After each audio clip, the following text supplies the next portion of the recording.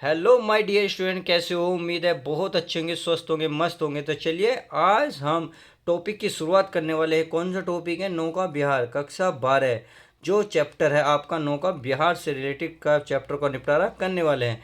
तो इससे पहले नंबर पार्ट 1, 2, 3 में मैंने यहाँ तक कवर कर लिया था, बहुत अच्छे से कवर करा था हमने। तो चलिए आज हम इससे आगे की शुरुआत करते हैं। यहाँ क्या है? पतवार घूमा अब पृथुन भार, यानी कि देखिए पतवार होता है मतलब जिसके सहारे से नाव को चलाते हैं। यानी कि देखिए उसे पतवार भी कहते हैं, डांडो भी कहते हैं, डांडो। तो ये दोनों एक ही अक्षर है, इस बात का ध्यान रखना। पतवार घुमा यानी कि जैसे ही मैंने पानी में उस पतवार को घुमाया, अब पृथुन भार, पृथुन माना होता है हल्का, यानी कि हल्का हो गया, यानी कि नाव का भार अब हल्का हो गया। यानी कि जैसे ही मैंने उस पतवार को घुमाया तो नाव का भार हल्का हो गया। नौका घूमी विपरीत धारा, और जो नौका थी यानी कि नाव थी, नाव जो है उस पतवार के सहारे से विपरीत दिशा में घूम गई। अब आगे, डालों के चल करतल पसार, भर भर मुक्ताफान फेन फार, बिल खाती जल में तार हार। देखिए डालों के चल करतल पसार, करतल पसार होता है यानी कि डालों के चलने से ऐसे लग रही थी जैसे हथेली को फैलाकर, यानी कि ये हथेलियों को फैलाकर, भर भर मुक्ताफान फेरफार। मुक्ता फल, देखिए मुक्ता फल होता है मोतियों के समान। फेन हार, फेन है बहुत से झाग, जो डालों से झाग बन रहे थे वो मोतियों के समान अच्छे से लग रहे थे। और उससे क्या हो रहा था? बिखराती जल में तार हार, और उससे जो है वो ऐसे लग रहे थे जो फैन, जो यानी कि जो गुब्बारे जो पानी के मोती से बन रहे थे वे बिखराती जल में, यानी कि बिखर रहे हैं जल में। तार हार में तारों के हार टूटकर बिखर गए हैं। यानी कि डालों के जैसे ही चला था तो हथेली क्या कर रहा था? हथेली यानी कि हाथ की जो हथेली थी उसे फैलाकर वो हाथ में ले रहे थे, फिर उसको वो छटक रहे थे और वो ऐसे लग रहे थे तार हार, यानी कि तारों का हार टूटकर बिखर गया हो। आई होप इतनी बात समझ में आ गई होगी। चलिए अब नेक्स्ट देखते हैं। नेक्स्ट क्या है आगे? चांदों के सांपों से रलमल, चांदों के सांपों से रलमल, नाचते रसीम जल में चल। तो चांदों के सांपों यानी कि चांदी के सांपों के समान रलमल, देखिए रलमल होता है झिल मिलाती हुई नाचती हैं, झिल मिलाती हुई नाचती रश्मि, रश्मि मतलब किरणें, यानी कि चांदी के समान नाचती गाती झिल मिलाती किरणें जल में चल, जल में नाच रही थी, चल जल में नाच रही थी। रेखाओं से सींच तरल, तरल सरल, यानी कि रेखाओं के समान खींच माने खींची थी, तरल सरल।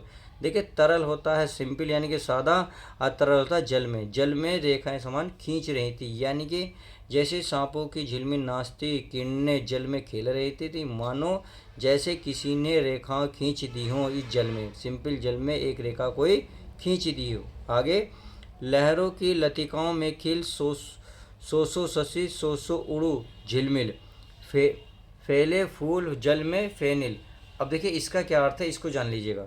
लहरों की लतिकाओं में, यानी कि लहरों की लतिकाओं में बेलों में खिल रहा था सो शशि माने सो चंद्रमा समान, सो उड़ी, देखिए उड़ी होते तारे, यानी कि सो तारे झिलमिला रहे थे।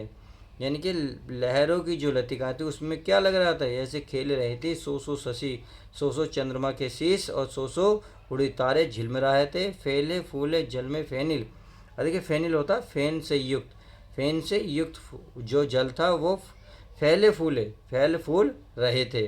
इतनी बात आज समझ में आई। अब आगे, अब उथला सरिता का प्रवाह लग्गी से ले ले सहज थार। अब उथला सरिता का प्रवाह, देखिए उथला क्या होता? मतलब उथला ज़्यादा गहराई, ज़्यादा गहराई था, यानी कि उथला सरिता का प्रवाह, यानी कि उथला माने गहरा, सरिता माने नदी का प्रवाह। अब नदी का प्रवाह यानी कि नदी का जो बहाव था ज़्यादा गहरा नहीं था।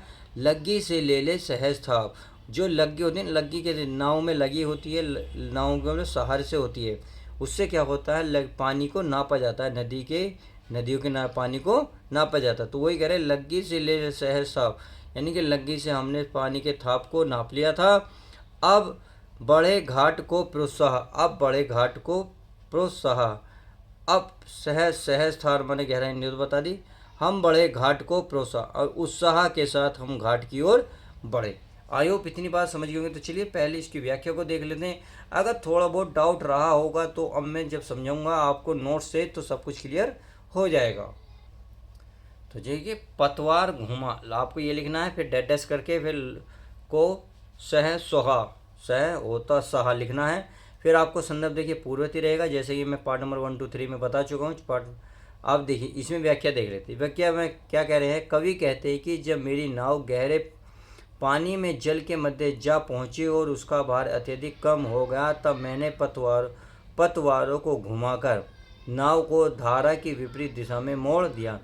पतवारों के चलने से पानी में झाग उत्पन्न हो रहा था। इस दृश्य को देखकर कवि को ऐसा आभास होता है, कैसा आभास हो रहा है, जैसे पतवार अपने हथेलियों को फैलाकर उनमें झाग रूपी मोतियों को भर भर कर तथा तारे रूपी माला को तोड़ तोड़ कर जल में बिखेर रहे हैं।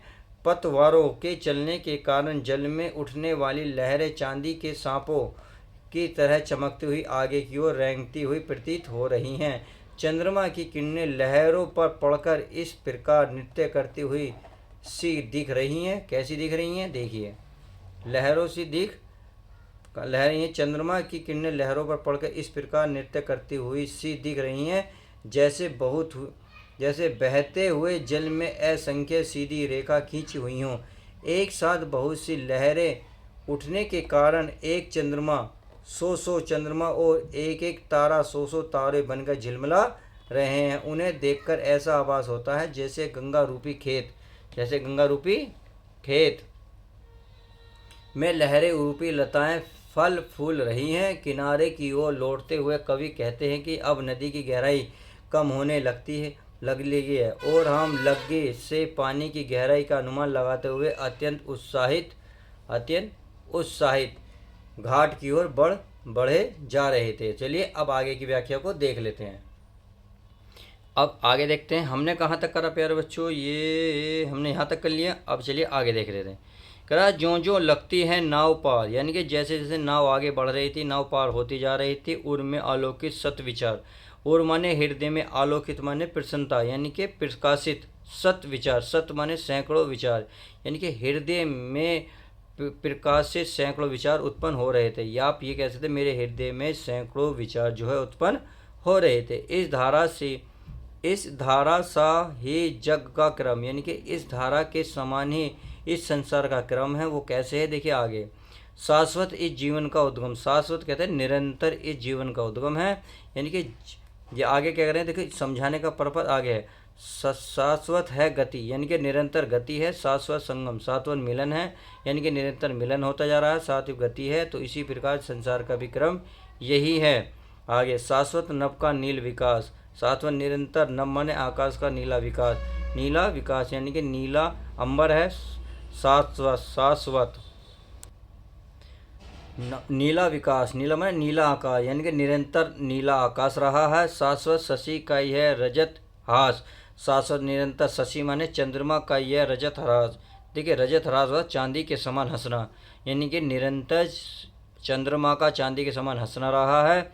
शाश्वत लघु लहरों का विकास, निरंतर लघु माने छोटी लहरों का विकास होता रहा है, यानी कि जिस प्रकार से नीला अंबर हमेशा रहा है, हाँ उस चंद्रमा हमेशा हंसता रहा है, ये गति हमेशा सदा रही है, उसी प्रकार से इस संसार का विक्रम भी यही है, निरंतर ही आगे बढ़ना है। अब आगे क्या कर रहे हैं, आगे देखिए। हे जग जीवन के कर्णधार, हे जग जीवन के कर्णधार, देखिए कर्णधार किसे कहते हैं, निर्माता, यानी कि जिसने इस संसार को बनाया है। हे जग के कल्याणकारी, हे जग को बनाने वाले कर्णधार, चिर मरण के आर पार, चिर मरण के यानी कि इस मरण के, चिर माने सदियों से जन्म मरण के आर पार उतर जाएंगे। कैसे, शाश्वत निरंतर जीवन नौका की हार की तरह, यानी कि नौका विहार की तरह इस जीवन में निरंतर जन्म मरण से पार हो जाएंगे। मैं भूल गया अस्तित्व ज्ञान, यानी कि मैं भूल गया था सत्ता का ज्ञान। जीवन का यह शाश्वत परिणाम, जीवन का जो ये निरंतर परिणाम है, करता मुझको अमृता दान। आई होप इतनी बात समझ गए। चलिए इस चैप्टर में इतना ही था। अब हाथ से लिखे नोट्स में आपको दिखाता हूँ ताकि आप अच्छे से समझ जाएं जो भी डाउट थोड़ा बहुत रहा है। तो ज्यों ज्यों लगती आपको लिखना है, फिर डैश कर देना, अमृतो दान लिखना है। सही है। संदर्भ आपका पूर्ववर्ती रहेगा। व्याख्या देख लेते।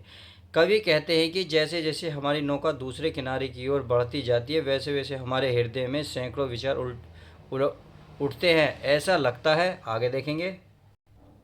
मानो इस संसार में क्रम भी इस जलधारा के जैसे ही है। जिस प्रकार धारा निरंतर बहती है चली आ रही है, आगे बह चुके जल का स्थान पीछे का जल ले लेता है, उसी प्रकार जीवन का बहाव भी निरंतर है। जलधारा के समान ही जीवन का विस्तार शाश्वत है, यानी कि निरंतर है। कवि आगे क्या करें। कवि कहते हैं कि आकाश का यह विस्तार शाश्वत है।